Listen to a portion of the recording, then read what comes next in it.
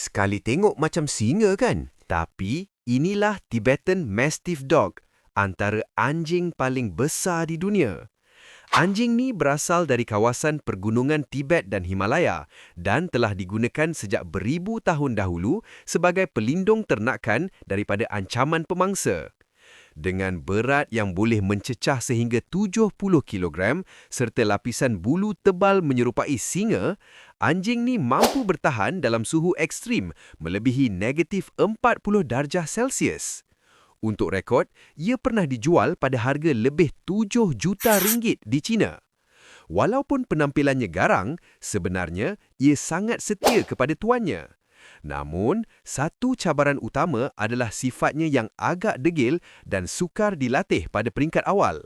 Lebih unik, kebanyakan anjing membiak 2 kali setahun, tapi Tibetan Mastiff hanya sekali setahun.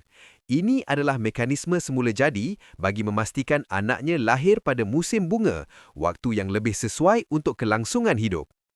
Anjing ni juga tidak sesuai dipelihara di negara beriklim panas tanpa penjagaan rapi kerana bulunya yang tebal dicipta khusus untuk persekitaran sejuk. Subscribe dan like untuk lebih banyak info menarik.